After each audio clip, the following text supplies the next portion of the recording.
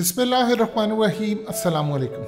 इमरान खान ने तकरीर की और उस तकरीर के अंदर उन्होंने एक अच्छी तकरीर थी, लेकिन लोग ये समझते हैं कि इंडिया के ख़िलाफ़ ज़्यादा बोलना चाहिए था। लेकिन उसके बाद मोदी आता है और मोदी आकर इमरान खान को और चाइना को जवाब देता है, यूनाइटेड नेशन को भी जवाब देता है।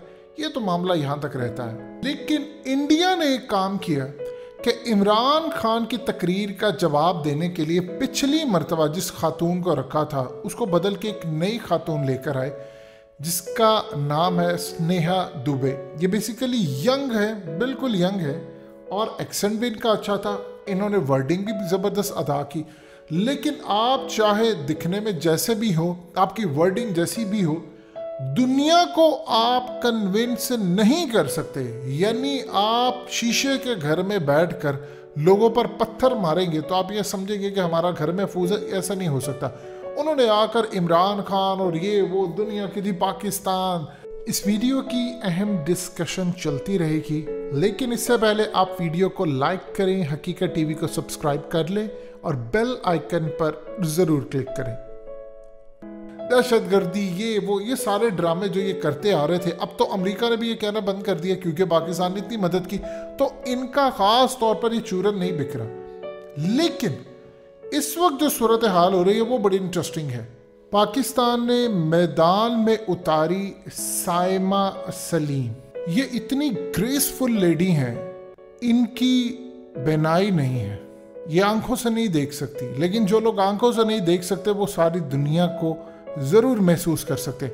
इन्होंने अपने दिल की आंखों से इंडिया का जो असल भयानक चेहरा है उसको जिस अंदाज में दुनिया के सामने रखा, इवन के आज इंडिया के अंदर लोग तारीफ करते रहे क्योंकि इस खातून ने कमाल जो कहा है वो तो हकीकत टीवी आपको बताने जा रहा है। लेकिन ये नीचे उंगलियां चला रही थी पेपर्स के ऊपर क्योंकि ये देख नहीं सकती थी, और उन वर्ड्स को किस कमाल अंदाज में ये पढ़ती रही। खूबसूरत आवाज़ इनकी पेपर को पलटती रही, और जो उन्होंने इंडिया को जवाब दिया है, इस वक्त पूरे भारत पर मातम बिछा हुआ है क्योंकि वो स्नेहा दुबे के ऊपर नाच रहे थे कि कमाल जवाब दिया, ये कर दिया, वो कर दिया। अब जरा सुनते जाइएगा कि इस ग्रेसफुल खातून ने कमाल तरीके से क्या पाकिस्तान को डिफेंड किया है और इंडिया को किस बुरे तरीके से बेनकाब किया। स्नेहा दुबे ने कहा कि पाकिस्तान का तो मामला छोड़िए, ये कश्मीर लद्दाख ये हमारे इंटीग्रल पार्ट है,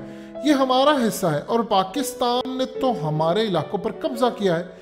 यानी वो ख़ास तौर पर जो पाकिस्तान ने कश्मीर पाकिस्तान का और गिलगित बल्तिस्तान जिसको वो कहते हैं हमारा है, अब उसका वो जवाब देती हैं। उन्होंने कहा है कि ये जो तुम कह रही हो कि कश्मीर तुम्हारा हिस्सा है, ये अपने दिमाग से निकालो, ये तुम्हारा हिस्सा नहीं है, ये पाकिस्तान का हिस्सा है और ये इंटरनेशनली रिकग्नाइज्ड डिस्प्यूटेड टेरिटरी है। यानी तुम जिसे कह रही हो कि पाकिस्तान का नहीं है, इंडिया का हिस्सा है, ये तो इंटरनेशनल डिस्प्यूटेड टेरिटरी है और यूनाइटेड नेशन के मुताबिक इसको फ्री और फेयर तरीके से हल करना। यानी यूनाइटेड नेशन की जो करारदाद है उसके तहत कश्मीर डिस्प्यूटेड टेरिटरी है, ना वो पाकिस्तान का है ना वो इंडिया का। पाकिस्तान कहता है हमारा, इंडिया कहता है हमारा, लेकिन वो डिस्प्यूटेड टेरिटरी है। और वहाँ पर अक़वाम मुत्तहिदा ये कहता है, जहाँ पर बैठकर तुम तकरीर ये कर रही हो, वहाँ पर कहता है कि इस पर फ्री एंड फेयर रेफरेंडम होना चाहिए ताकि उन लोगों को उनका हक मिले। फिर उन्होंने कहा कि ये जो स्नेहा आकर बैठी हैं, ये जानती है क्यों पाकिस्तान पर इल्ज़ाम झूठे लगाती रही, फलाना ये वो, क्योंकि वो दुनिया को असल चेहरा इंडिया पर निगाह नहीं पड़ने देना चाहती।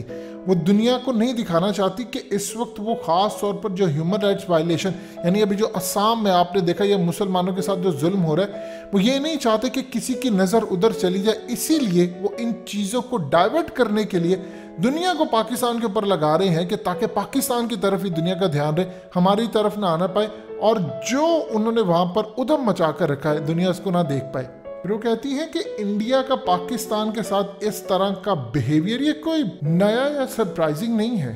ये तो इंडिया की जो आरएसएस की हिंदुत्व पॉलिसी है, ये उनका शाखसाना है, ये उनकी पॉलिसी है। ये ऐसा नहीं है कि पहली मर्तबा देख रहे हैं, ये तो हिंदुत्व की पॉलिसी है, जहां पर सिर्फ इंडिया के अंदर ये कहा जाता है कि ये हिंदुओं के रहने की जगह है।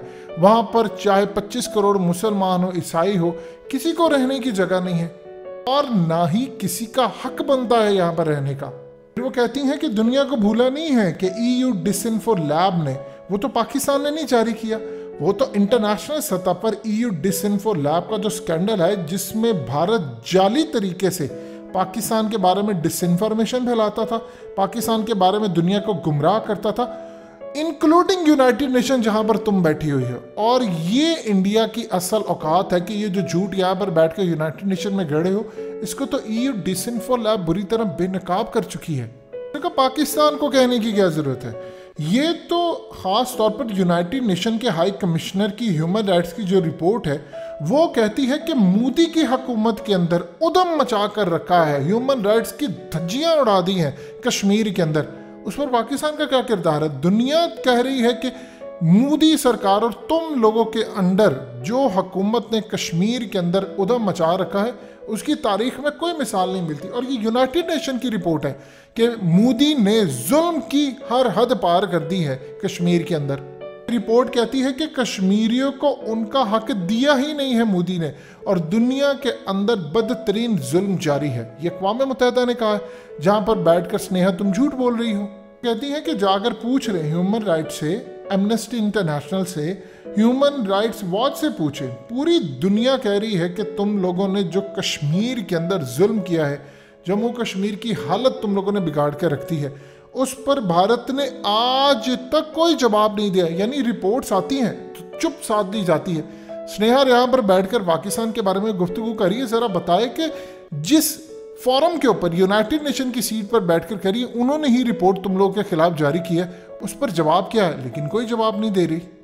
फिर मोदी के खिलाफ जो मोदी की आइडियोलॉजी, हिंदुत्व और इन सब को बेनकाब करने की सलाहियत रखती है, जो भारत वहां पर क्राइम करता है मुसलमानों के खिलाफ, सिखों के खिलाफ, दलित के खिलाफ, उनको जो सहाफ़ी बेनकाब करते हैं फिर उसके बाद उनको मारा जाता है, उनको नुकसान पहुंचाया जाता है, उनको जेलों में डाला जाता है। ये है इंडिया की जमहूरियत। जाकर पूछें ज़रा, एमनेस्टी इंटरनेशनल ने तो पिछले साल कहा है कि भारतीय हुकूमत ने वहाँ के सहाफ़ियों को जो उनके खिलाफ लिखते हैं उनकी ज़िंदगी ख़राब करके रखती है। हमने तो जो डोजियर दिया था अक़वाम मुत्तहिदा को, उसमें हमने ऐसे ऐसे सबूत दिए हैं भारत की, ख़ास तौर पर सिक्योरिटी फोर्सेस ने जो कश्मीर में जुल्म किया है, और यूनाइटेड नेशन ने उन सबूतों को देकर हैरानगी का इजहार किया है। इस पर किसी तरह की कोई इंडिया की जानिब से जवाब तलबी नहीं हो रही। और हम कहते हैं कि अब इंटरनेशनल कम्युनिटी इन सबूतों को देखे और इंडिया को अकाउंटेबल करे, इंडिया का घेराव करे, इंडिया को पूरी तरह इसका जिम्मेदार करे। जो क्राइम इसने वहाँ पर ख़ास तौर पर कश्मीर और मुसलमानों के साथ किए, इस पर मोदी की पकड़ करे। अगर इंडिया के दिल में चोर नहीं है, कुछ छुपाना नहीं है, तो इंडिया क्यों अक़वाम मुत्तहिदा की कमीशन ऑफ इंक्वायरी, जो ख़ास तौर पर रेजोल्यूशन है सिक्योरिटी काउंसिल की, उसको जाकर कहे कि ठीक है हम कश्मीर में करवाते हैं रेफरेंडम, अगर वो रहना चाहता है हमारे साथ तो नहीं रहना चाहते तो ना रहे।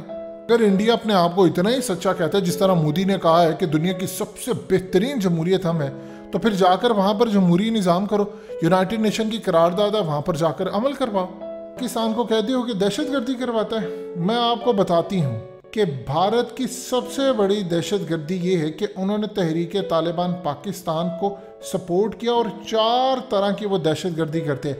हमारे मुल्क में दहशतगर्द भेजते हैं, हमारी फौज पर टारगेट करते हैं और सिविलियन पर टारगेट करते हैं। दुनिया का सबसे बड़ा दहशतगर्दों का फाइनेंसर ही भारत है। इनका जो अजीब डोबल है वो पूरी दुनिया में पाकिस्तान के खिलाफ दहशतगर्दी फैलाने के लिए हर जगह जा रहा होता है। मुसलमानों के खिलाफ जिस तरह की दहशतगर्दी करते हैं उसकी कोई मिसाल मिलती है? आज भारत के अंदर जो 20 करोड़ से ज़ायद मुसलमान हैं, उनकी आप जाकर ज़रा एक दफ़ा हालत तो देखिए।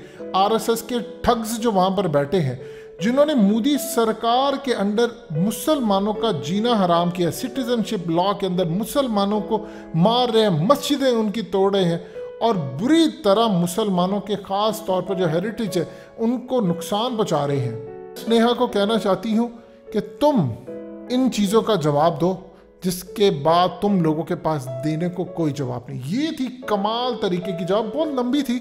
हकीकत टीवी ने आपको मेन पॉइंट्स बताए हैं कि इसका एक कभी जवाब इंडिया नहीं दे सकता। सो जो लोग आंखों से नहीं देखते वो अपने दिल से दुनिया को दिखाने की सलाहियत रखते हैं।